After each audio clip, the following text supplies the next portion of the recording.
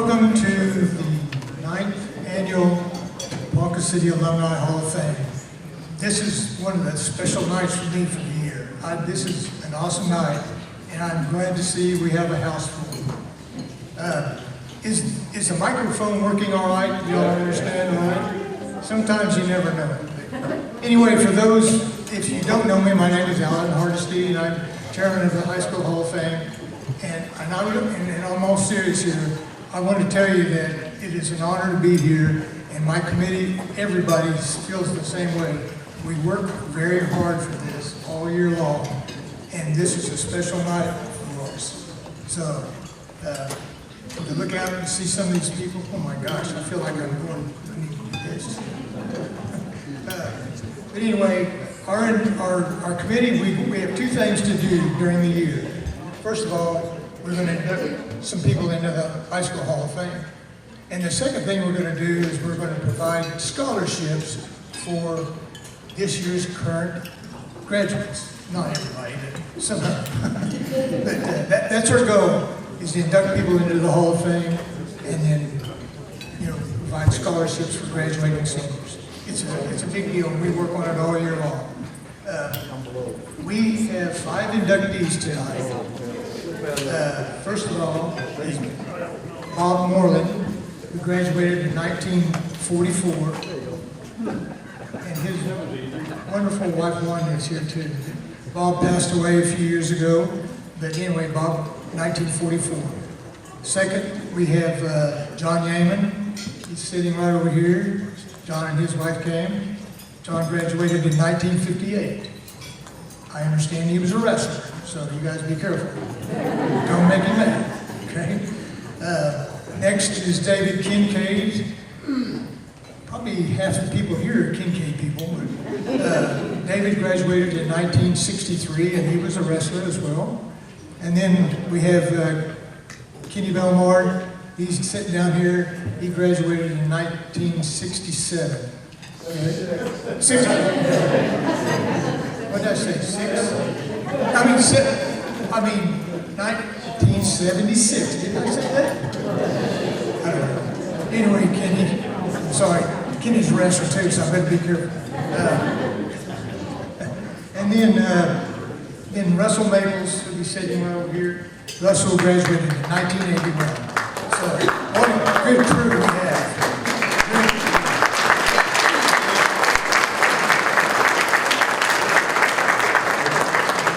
I want to read to you the Ponca City High School Alumni Hall of Fame mission statement, okay? And this is very important because that's what we move on, okay? I'm going to read it to you. We are a nonprofit organization that seeks to recognize Ponca City High School graduates who have significant achievements in their post-high school careers. This is the important part.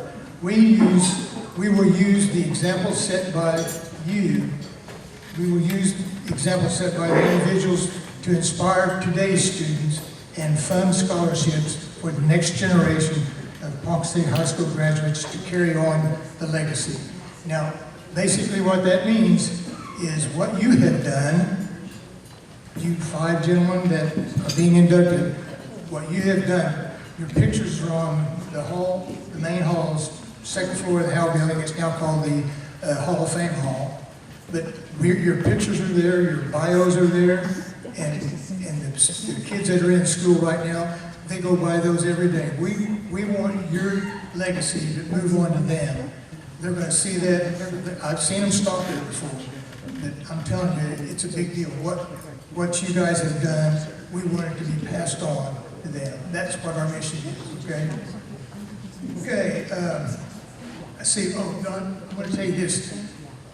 We don't induct a whole lot of people every year, but there are people out there still that have not been nominated.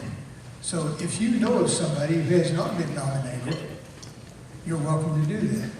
You can get there's a sheet you have to fill out, and you can get it on the Hall of Fame Facebook page, or you can get it on the Ponca City School System Facebook page, or the Ponca City School System website. But fill that out, send it in if you know of somebody that can be or should be inducted into the Hall of Fame, okay? Okay, I want to, oh, by the way, we have a few people here that have already been inducted. Yes, we do. I've got a list here, but sitting right down here is Bobby Wilson, who was graduated who was inducted last year. And in all seriousness, his better half, Linda, she's with him. She keeps Bobby out of trouble. Don Schieber, where's Don at? He was graduated, there he is right back here.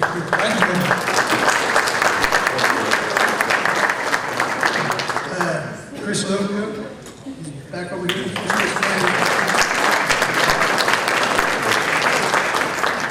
Deborah Harden-Rue,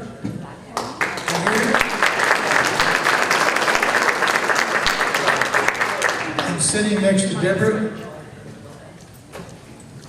Come on, Jane, stand up. Come on, Jane, get first marks. Let's see. I got everybody except this person is not here. Stephanie Houston, she was inducted last year. She is deceased, but her parents are here, and they're special people. Where is that? Where's Greg and Chris?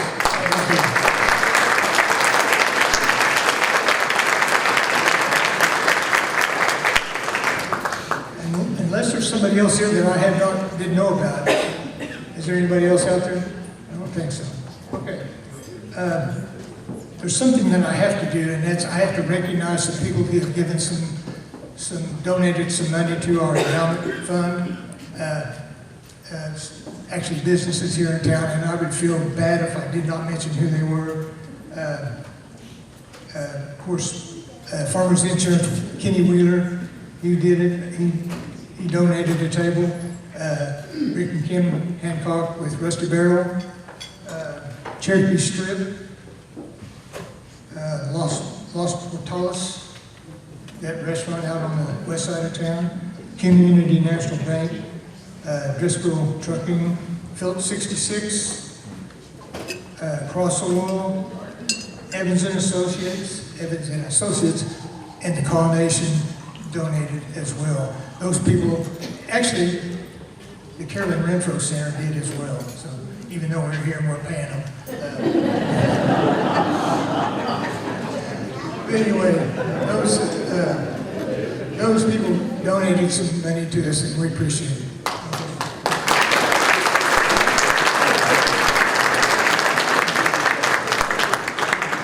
You know, I goofed up last year, and I introduced Gail. I said she graduated in 1920.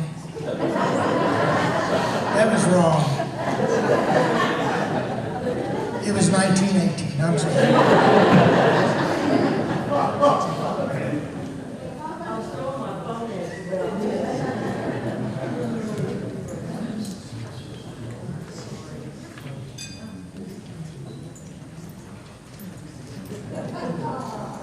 You know he's the best.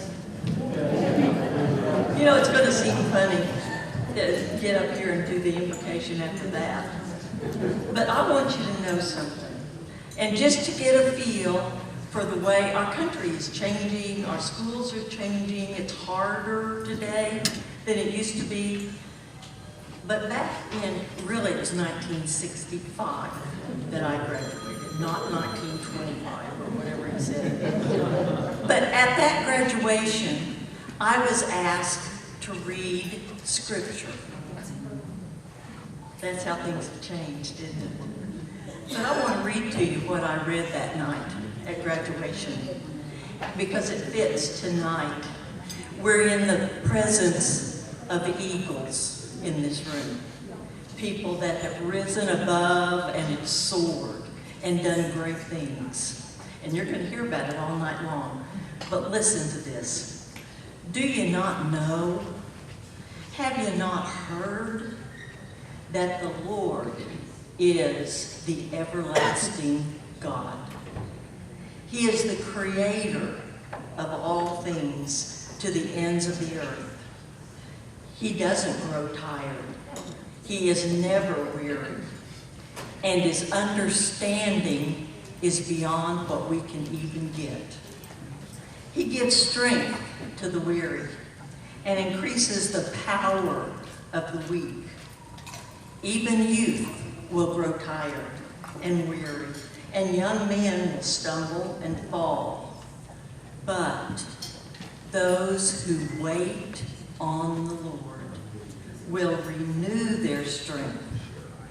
They'll mount up with wings like eagles. They will run and not be weary, and they will walk and not faint.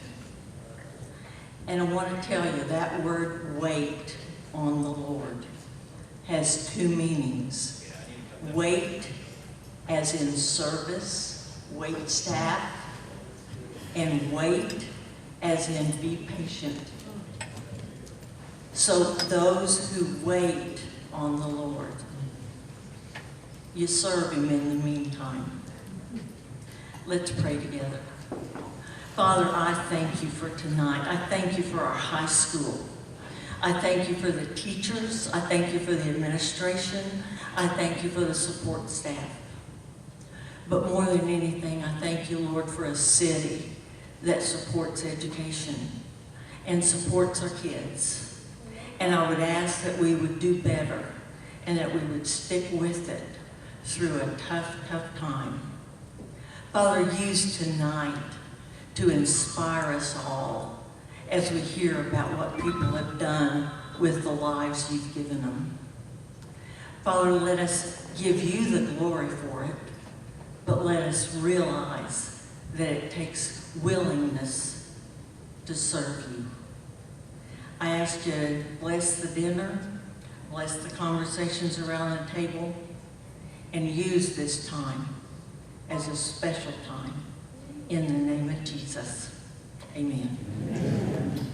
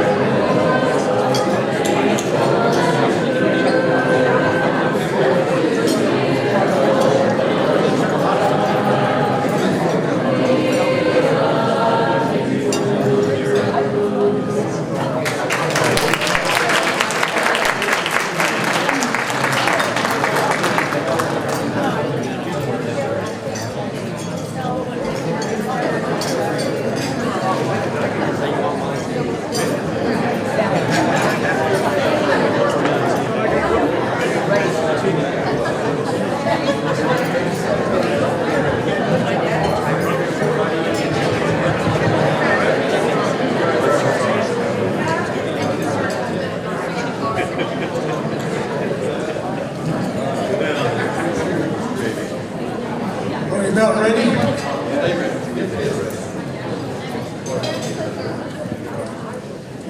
Okay, here we go.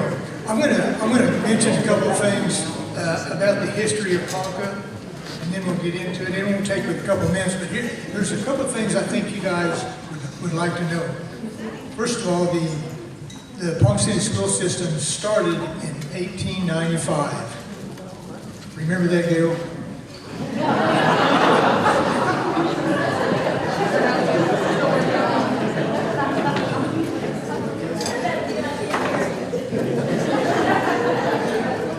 Started in 1895, okay? We've had, since then, the initial group, there was mainly young kids in, the initial school there was a building down on Grand between 4th and 5th, and they used that as a school building, okay, as a class. There was only a few kids there. But we didn't have any graduating seniors until 1902, okay? And at that time, our first 3 seniors, I had their names at one time, but anyway, there was 3 gentlemen that graduated in 1902, okay? There's been just barely under 33,000 graduating seniors from the Ponca City High School, okay? A lot of people. And if you take that number and think about tonight, after tonight we will have 51 inductees into the Hall of Fame. You got to think about those 51 people, these 5 that are here today. There's some pretty neat things that have gone on in their lives for them to be out of these 33,000 people being inducted. The things that they have done to be inducted. So it's kind of a neat deal. The first buildings that were built was in 1912, I believe. It was actually right where East Junior High is, but that was those buildings that they were burnt down. They didn't build East Junior High until 1938 or 36, one of those 2 years. But then in 1928 they built the high school. Okay. Quite a few years later, in 1961, the Anderson building was built. Now it's the STEM building, but y'all know which one I'm talking about. And so there is a lot of history with Ponca. There's probably one of the, well, there's some numbers there I'm trying to come up with, but the bottom line is we've had a lot of people go through the system. We've had a lot of people do really awesome things. And it's just mind-blowing sometimes. If you would read the bios that I have read and our committee has read over the since 2017 when we started this program, you would just go, oh my gosh, unbelievable. So, and there's a lot of people here in Ponca that have done great things. They just didn't graduate from Ponca City High School, so we can't put them in. I'll give you one example. He was a high school teacher, Paul Ingersoll, PI. He would be here tonight, or he would be here, but you know, our bylaws say you have to be a graduate of Ponca City High School. So, anyway, lots of good things. For me, the good history of Ponca, this is me personally, but I think a lot of you would agree with it. The good history of Ponca is the classmates, the friends, the teachers that we've had, some of our leaders. We've had really awesome people that have guided us or been friends, true friends. We even married some of them. So, didn't we, Wes? But anyway, to me, that's the good history of Ponca, is how we grew up and being fortunate to live in Ponca City and be raised here. And I think most of you would agree with that. Okay. And if you don't, yeah, you do. You're telling a story. Okay. All right. Let's see, what do I need to say next? We're going to,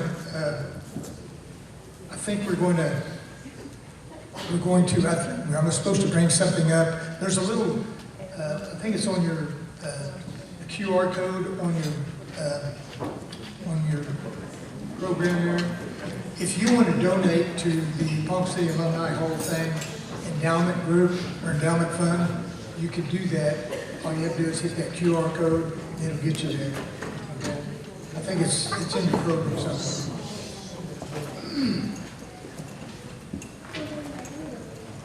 Okay, we're about ready to start.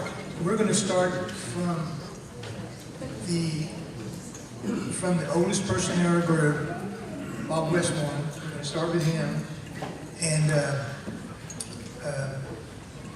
see who's going to. Kelly Johnson is going to introduce Bob Westmoreland and his family. Wanda is going to be coming up here and talking. So anyway, we'll start with Mr. Westmoreland.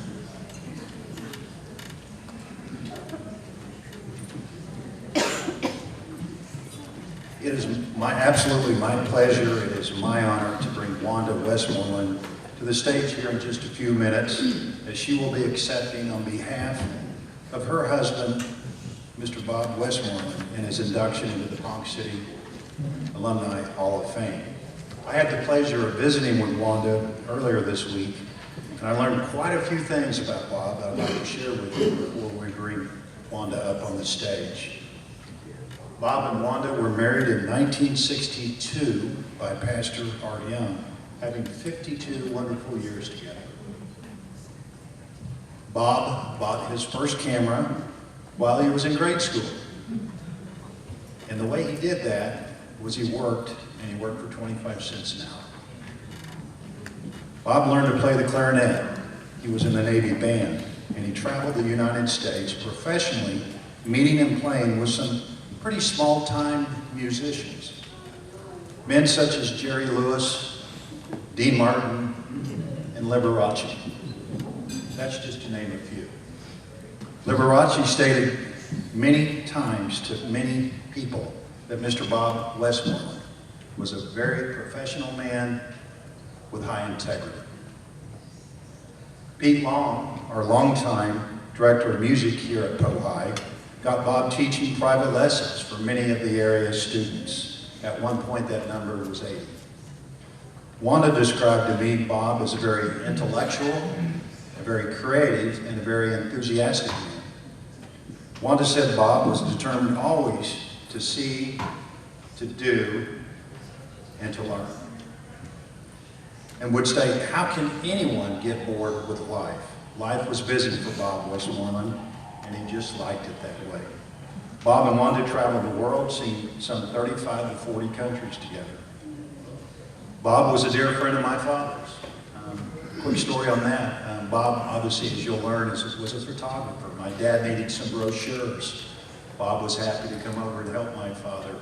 And they invaded my mother's kitchen one night and took a bunch of pictures, and then they invaded the front yard as well and took some pictures to make those brochures. So my dad was a good friend with Mr. Westmoreland. Bob was the producer and the director for Studio C. Many of us remember Studio C. And that was, of course, for the Ponca City Public Schools. While I was a student at Roosevelt, some of us had the opportunity to be in one of Bob's many filmed lessons. And if I remember right, I believe the lesson that we were filmed about was nutrition and our lunch program. That was who Bob Westmoreland was. And at this time, if you all would please join me and welcome to the stage tonight, Mrs. Bob Westmoreland.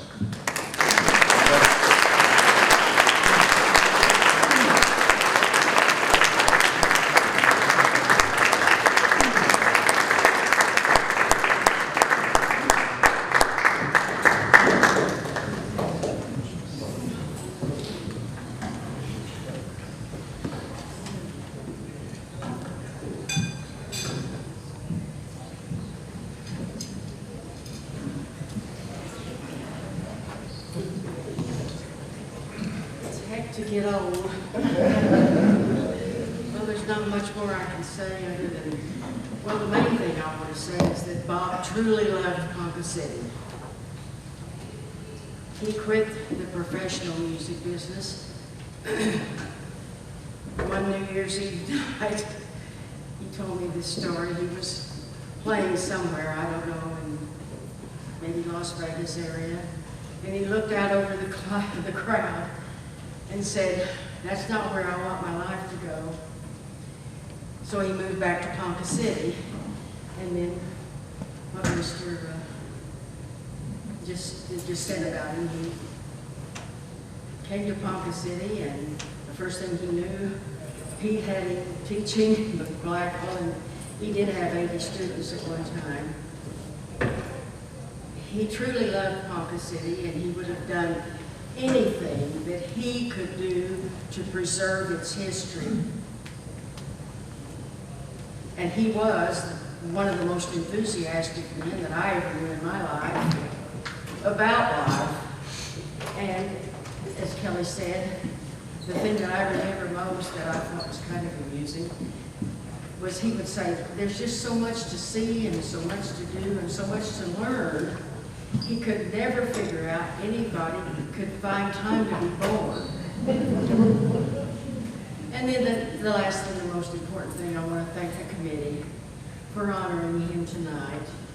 I'm so proud of him. I've been proud of him forever, and I love him dearly and miss him every single day. He's been gone a long time.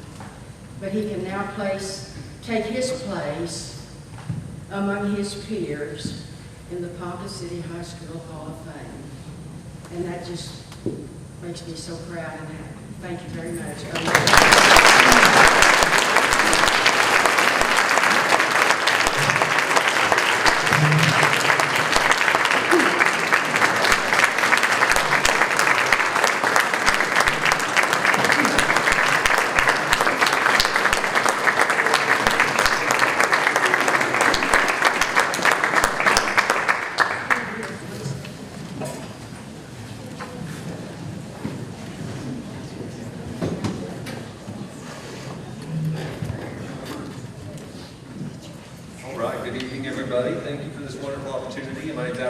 Superintendent of Ponca City Public Schools, and it's my distinct honor to introduce another remarkable Wildcat into our High Hall of Fame, a 1958 Ponca City Hall of Fame graduate, John Yeaman.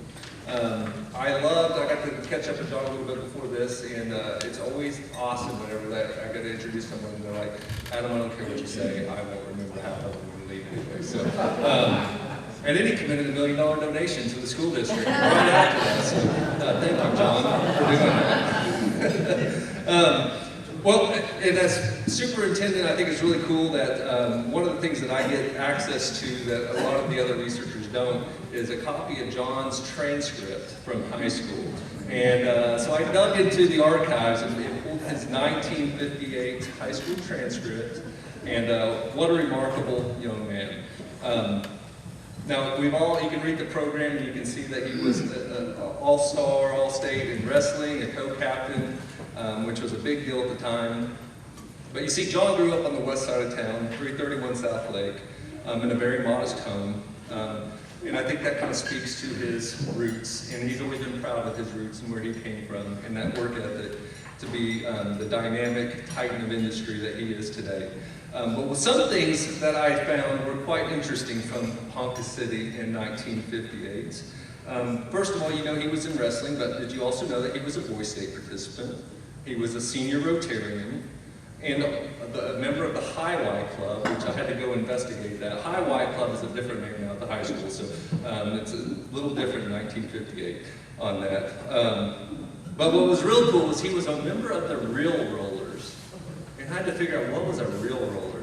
And that was the Audio-Visual Club of Ojai. And he was charged with all of the high-end films that the Board of Education had purchased to have use in the classrooms. Of note in our community at that time, in our school district, the Board of Education had some very controversial things that they were dealing with in his senior year. The first one was whether or not to let the Big Blue Band attend the Rose Bowl parade in Pasadena, California, which was, they ended up saying yes, kids should do that. Very proud of our district for doing that. But of other note was a very controversial decision by the School Board of Education and the superintendent at that time to deny all young women at Pohai the ability to wear shorts during summer school. So if you think schools are rough now, kids, just imagine if you couldn't wear shorts to school. So I wish that was the issue we were dealing with today. John has always been, like I said, a titan of industry. He has done great things not only at Ponca City, but then went to OSU, where he has then moved to Dallas and had an outstanding career, either starting businesses, running businesses, leading businesses. And to do it in one of the country's largest communities speaks to his character and his ambition. I think testaments of great Wildcats that we are going to be proud to display in our high school. But I think John is very proud of his roots. He's told me today that this was the first time in 20 years he's been back to Ponca City. And I think he's very impressed with how our community has embraced public education and shown its support of our kids in our high school.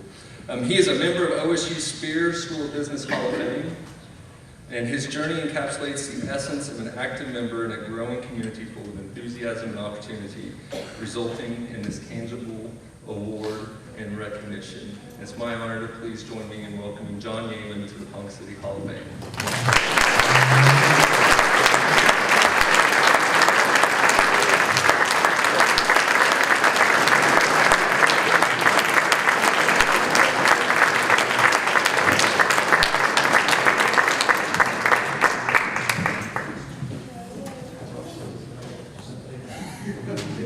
You just say that, build that check will clear. I don't really know what to say because this is an honor beyond belief. And I grew up with 5 boys. I was one of 5 boys. And we lived in a 2-bedroom, 1-bath house. And we all slept in one room. But the worst, the most trouble you could get into was leaving the lid up in the bathroom. And, well, Hazel, everybody called her Hazel, but they called her Mrs. Yeaman in front of her. And it was great. So I just met this lady right here that she was married to my cousin. Yeah, and he died and she's whatever, so. This is a great opportunity, and I don't know what to say to all of you, but this is a great event, and it's a great honor for me, and thank you very much.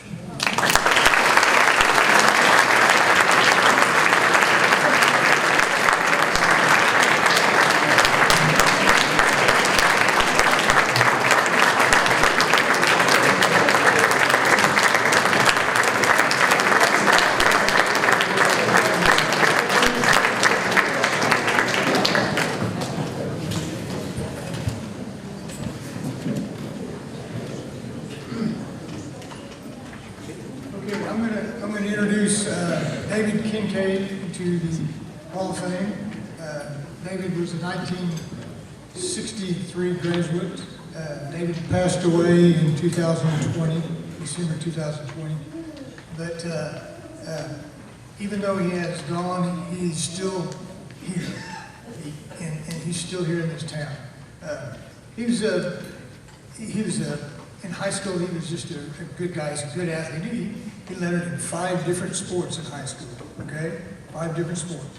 So, anyway, he was a veterinarian, graduated from OSU, and of course, I didn't pay attention to who was the good vets in town, but according to one of the OSU Board of Regents down there, or the veterinary board down there in OSU, he said he was one of the best surgeons in northern Oklahoma, maybe even around Oklahoma, so he was a very good vet, no question about that.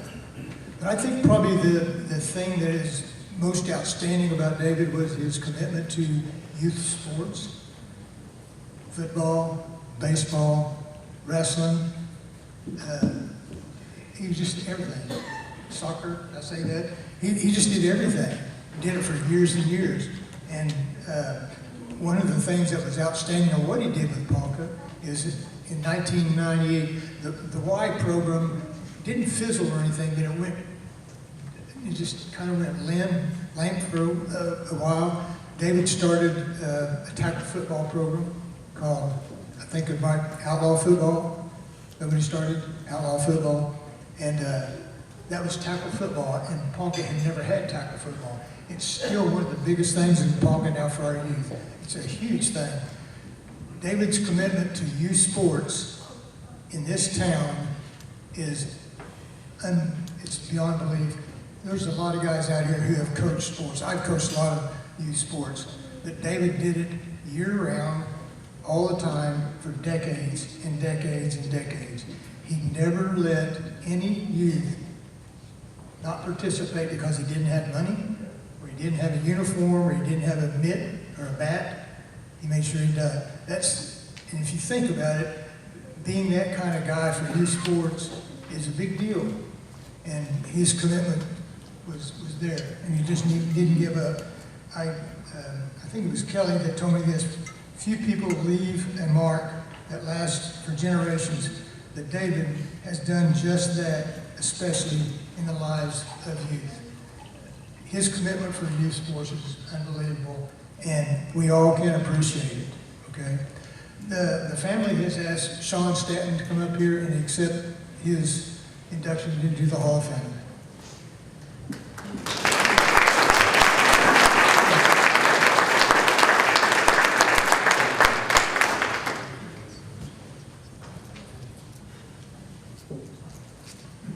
I don't know if I've ever been more proud to be from Ponca City, Oklahoma. But I can tell you,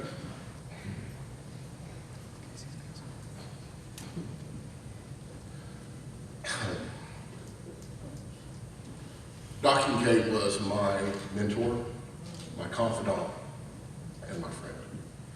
He was someone that I could go to and expect the absolute real and honest truth, no matter how bad it hurt.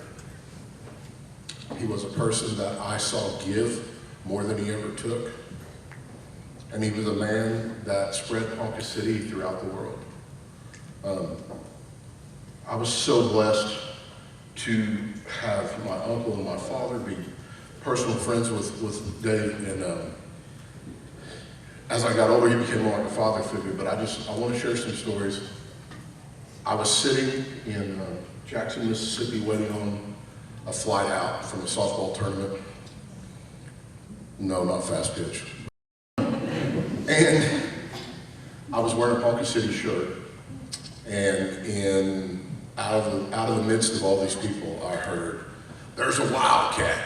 And I'm like, and there was a man who asked me, he said, "Ponca City, huh?" And I said, "Yes, sir." And he said, "You know David Kinkaid?" And I laughed, and it just brought so much joy to me. And he said, "You know, I met him through wrestling. He was my favorite referee." And he said, "I coached for years, so that's hard for me to say." He said, "But I bet I know as much about Ponca as anyone on this side of the Mississippi." And that was David Kinkaid. I never saw the man turn anyone away from playing a sport or being allowed to participate. Children that couldn't get a pop, all they had to do was pick up a little trash. And believe me, those two pieces of trash got them anything they wanted, much to those who were running the concession stand chagrin. You know, my dad has always used this poem, and I think it's perfect for what David's life is. It's called The Dash, and it's by Linda Ellis. And it said, "I read of a man who stood to speak at the funeral of a friend.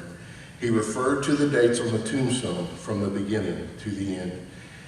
He noted first came the date of birth and spoke the following date with tears, but he said what mattered most of all was the dash between those years."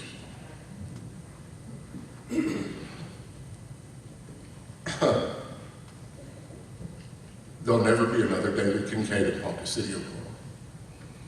But because of the family and the commitment that they've made to carry on what David started, what Doc started will never be finished, and it'll be done to fruition. And I thank the family, and I thank you for honoring Dr. David Kinkaid, my fruit, into the Hall of Fame. Thank you very much.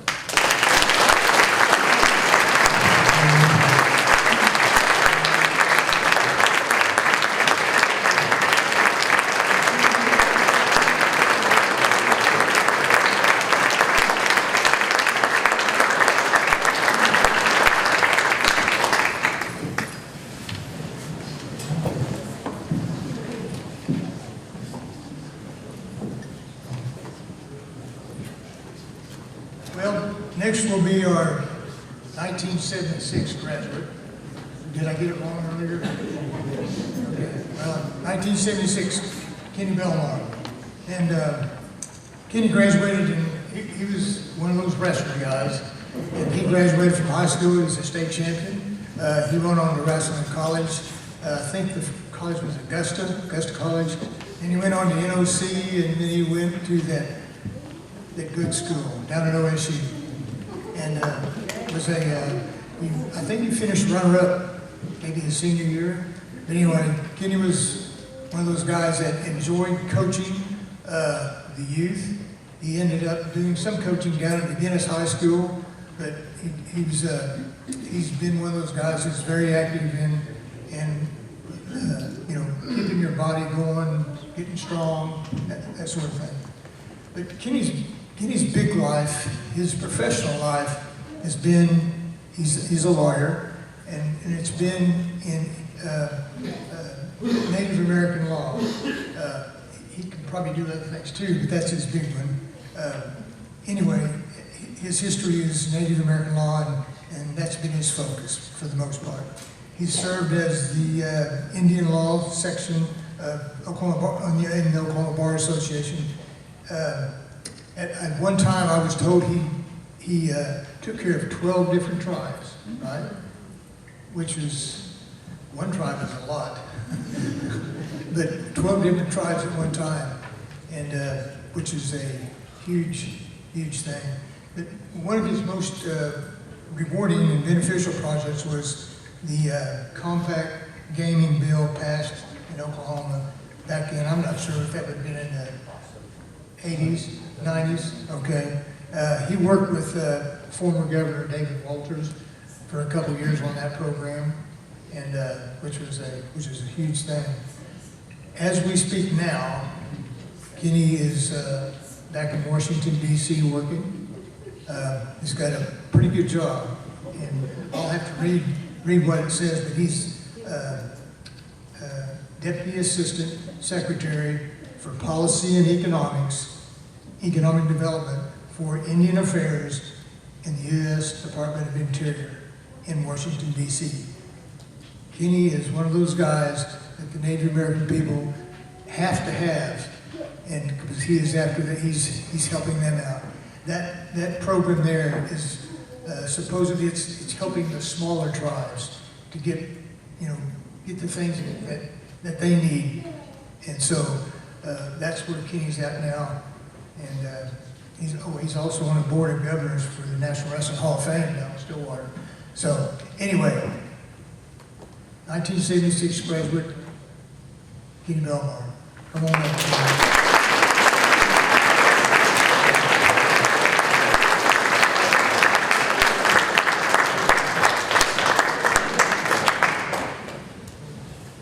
Thanks, Alan. I feel like this is a big family reunion here. I think probably everybody in here, we're just one or two people away from each other. And, my family's here, my mom, my three siblings, nephews, my lovely wife, my little boy over here. When I first got the call from Alan that I was getting this honor, I thought, wow, I'm lucky. And then I thought, I almost want to slap myself, because being a wrestler, and as our coaches will say, you make your own luck. So I thought, well, I'm something like that. And I thought, oh, I'm the beneficiary of good fortune. And what good fortune is, and this is what I think it is, it's when you have an opportunity that you don't squander. So my path to what I'm doing now started at Liberty School. We lived over on Oak. And I know my parents wanted us to be close to school so we'd get there on time. In fact, from my house, when the first bell started ringing, I could make it to school before the second bell rang. We were really close. I had some really good, engaged, caring teachers there. Actually, I had some that cared so much that they occasionally swatted me just to show their care. We had Cub Scouts. Von Gilbert, if some of you might remember, he was our Cub Master. And back in those days, Cub Scouts was a big deal. I was fortunate that Al Prado and Norman Humble, they were my wrestling coaches. And Ronnie Horton was the fellow that ran the YMCA wrestling program. And Bruce Horton right here, this guy kicked my butt every day for about 3 years. And basically, I decided at some point that I was going to work hard enough where I could compete with him. And once I could compete with him, I could compete with just about anybody. Funny story, Norman Humble had a one-car garage and he had a mat in his little one-car garage. And what we used to do, we learned footwork because we would try to get the guy we were wrestling with his back to the driveway, so when you took him down, he'd scrape his back on the concrete. That's what wrestlers do, though. So my path continued to West Junior High. I had some great teachers. Mike Garrett was one of my teachers, who I kind of blame him for wanting to be a teacher for a while, which I did teach school for 4 years. I think one of the reasons I didn't want to teach anymore was I'd have to get parents' permission to swat kids. It's been downhill ever since. Also had a wonderful English teacher, Billy Smith. One time, she almost passed out. I got hit in the head in a football game and my helmet came off. And she was sitting at an angle that she couldn't see if my head was still in the helmet.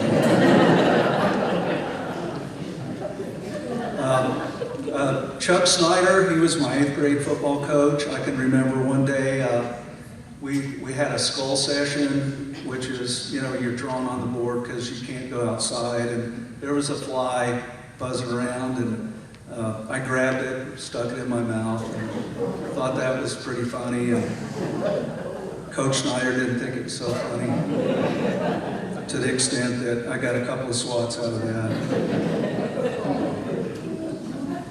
In 9th grade, Don Smith and Dave Eubanks were my football coaches, but there wasn't much cause for a 80-pound fullback back in those days. And fortunately, Dan McGregor, he was my 7th grade football coach and my junior high wrestling coach. And actually, Russell Maples, his father was our assistant coach. And I can remember, I think we were playing Arc City, and I fortunately, at the time, in a fortunate millisecond, I blocked the punt. But as I was following through, the guy's foot came under my face mask and it broke my nose. His dad grabbed me by the face mask, he pulled me over. I saw his hand go into my face mask, but by then my face was stinging. I heard a big pop, back in the game.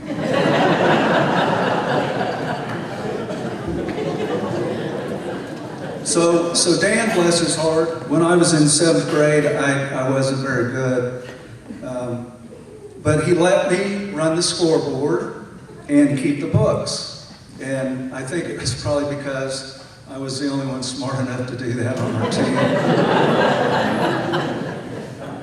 But his perseverance worked out. By the 9th grade, I was better. And David, of all things, you know, like I said, we're all connected here. One day, my father was a barber, and he cut David's hair, and David showed up at practice, and he taught me a head snap. And he did it, you know, as wrestlers know, it's all footwork, right?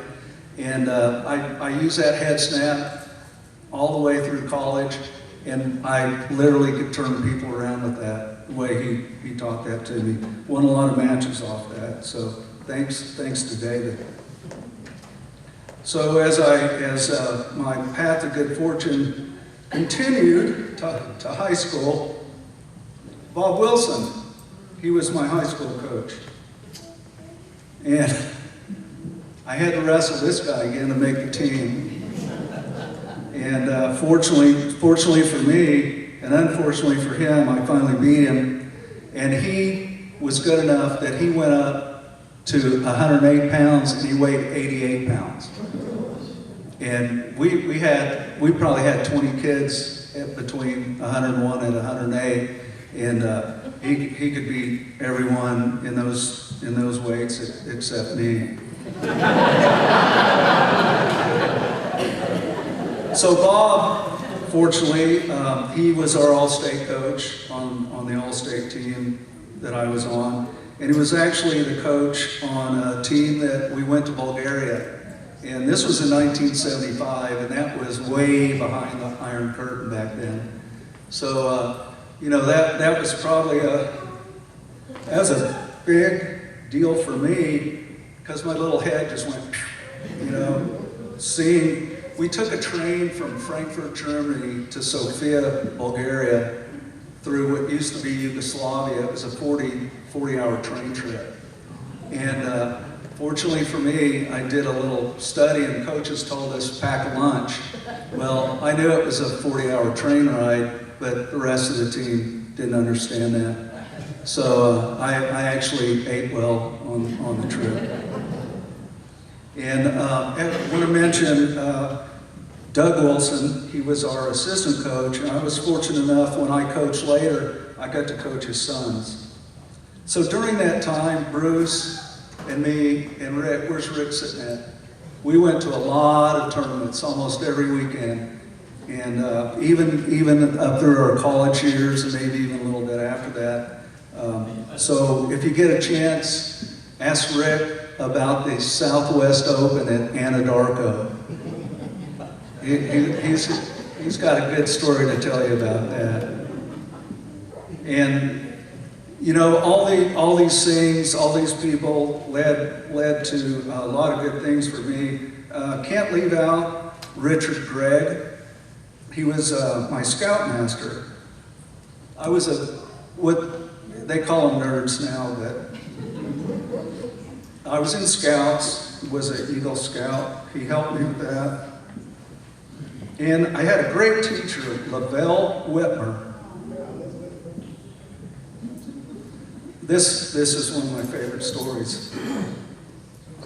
So we had a great team when I was a junior, and they had a big ad in the newspaper, and it had our pictures. And it, you know, asked us what church we went to, what our favorite food was, and it asked us what our favorite class was. Well, mine was Shakespeare class. Well, Miss Whitmer couldn't figure out what a guy like me was doing in that class.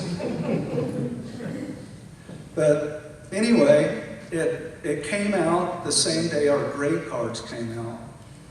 Well, I went to get my grade card to my homeroom, and my homeroom teacher said, "You have to go see Miss Whitmer for your grade card." And I thought, uh-oh, what do I do now? So I went to her class, and she gave me her grade card, and I looked through there, and it had Shakespeare class. It had C, but she had marked it out, put an A. So I thought, How lucky am I? But it was actually good fortune, right? So I really liked her. She became my creative writing teacher. We actually, to enhance my nerd cred there, I was president of the Creative Writing Club, and actually had a poem published in the state anthology, which is kind of like winning the state championship in poetry. So all this to say, I have been a beneficiary of good fortune, and I accept this honor, you know, on behalf of my family and my friends, and all those that contributed to my good fortune. Thank you.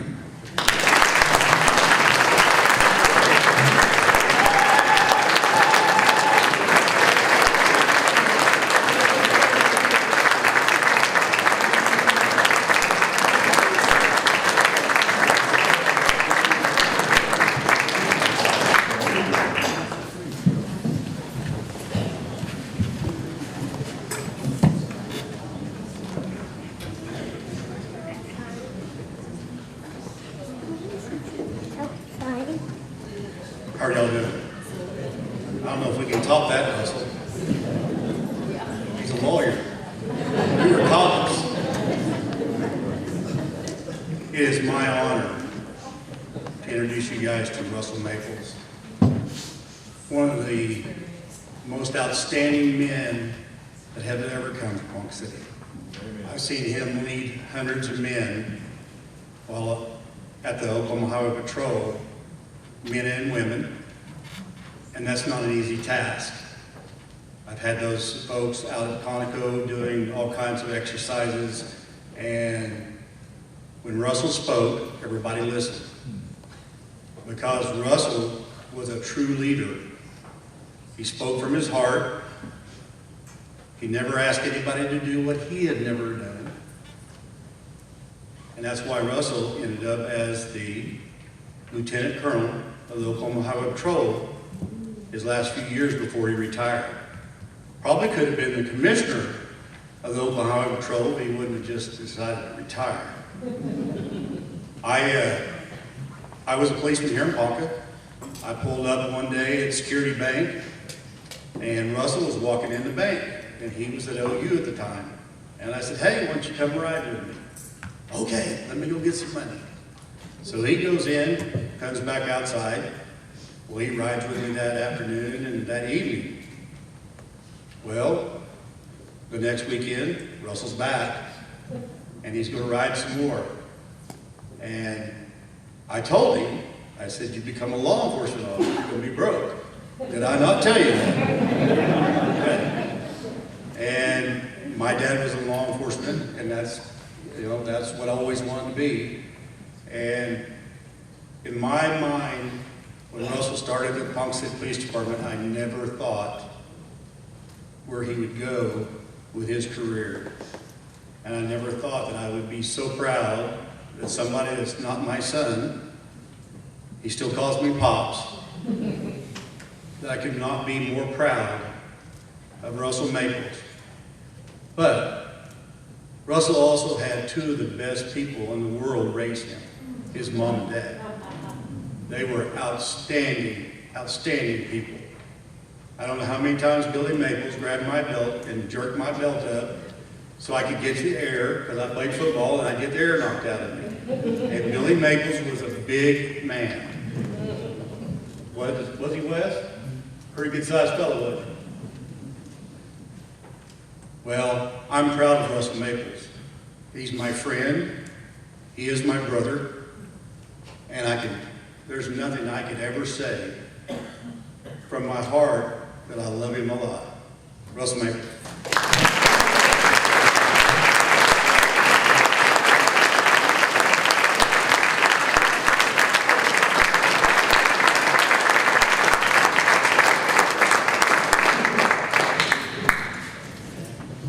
Thank you, Pops. I'll try and be brief. Made a few notes tonight. First, I want to congratulate each of the inductees here with me tonight.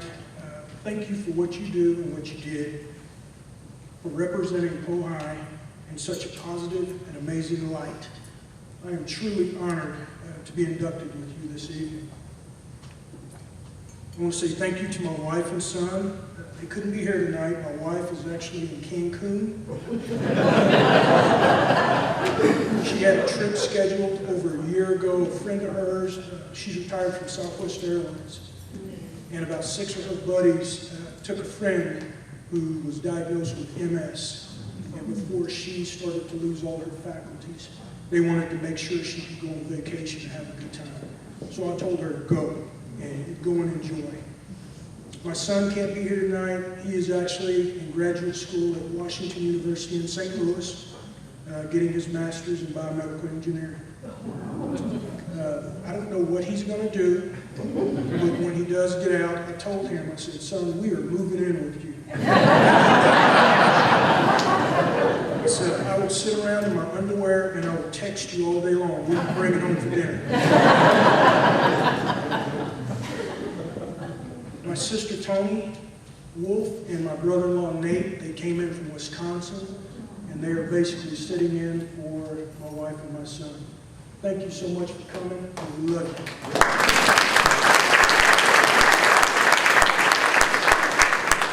I want to say thank you to Norris Frederick for nominating me for this prestigious honor. Words cannot express how much I appreciate you. You've always been one of those guys in the neighborhood that I always looked up to. You were always a man about business, and I appreciate it.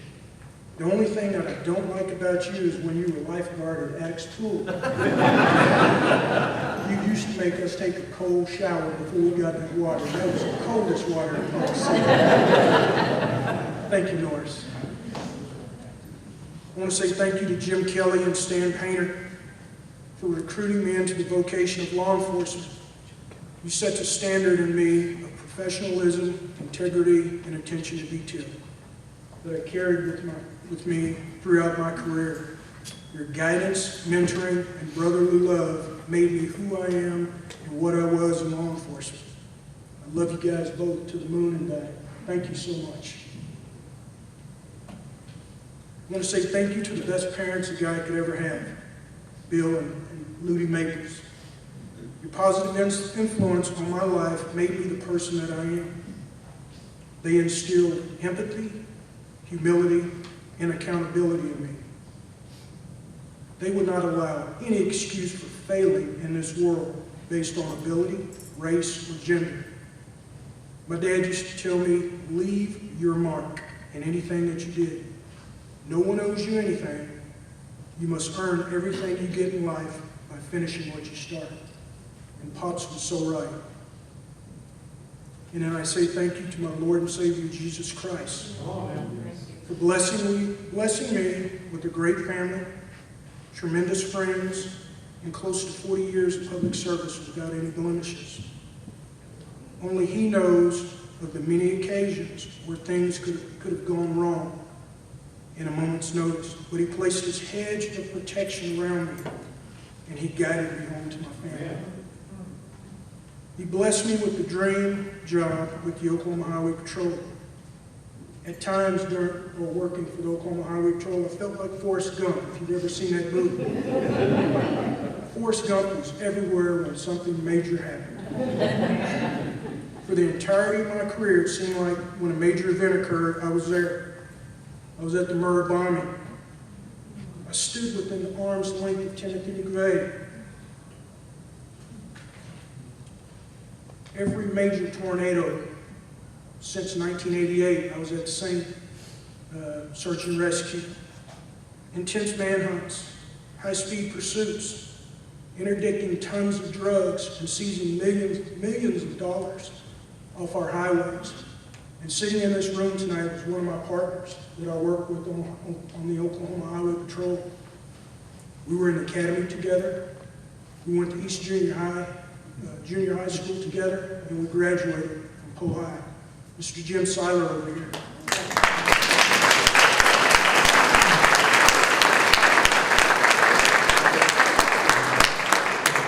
When Jim was on Highway Patrol, Jim was known literally on around this country as one of the top interdictors, highway interdictions in the United States of America.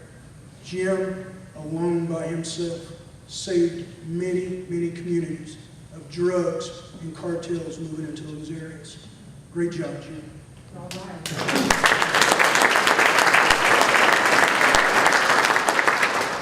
The Lord blessed me the opportunity to shake the hands of 3 sitting U.S. presidents. I shook the hands of 2 vice presidents. And then also I had the unfortunate occurrence to be on the scene of several downed troopers who were my friends. They were my subordinates, my colleagues.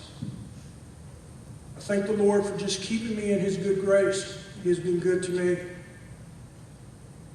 And with that being said, in conclusion, I want to thank each and every one of you for showing up tonight and taking time out of your busy schedule to be here and celebrate with us. And I've got one thing to ask each and every one of you. When you leave here tonight, take care of each other. This is a crazy world. And we've got brother versus brother fighting each other. And the only way we can accomplish solitude in this country and in this world is standing together. Thank you.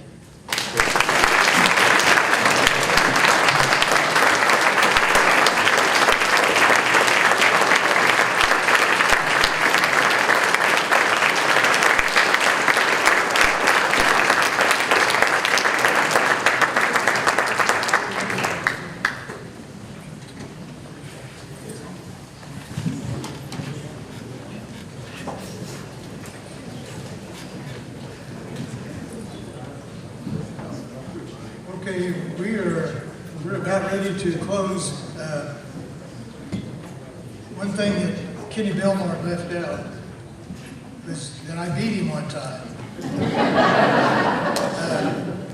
Wasn't it wrestling? I got more whippings at Liberty School than he got.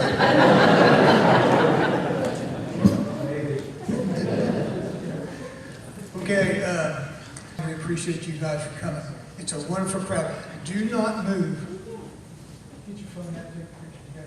My phone's over here. We want to get a picture of everybody that's here. I forgot to get my phone. Smile with a funny face.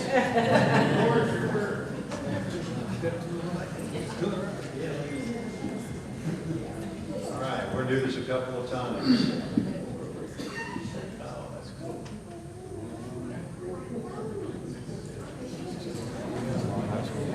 All right, that's it. And Inductees come up here so we can get a picture. And thank you and good night.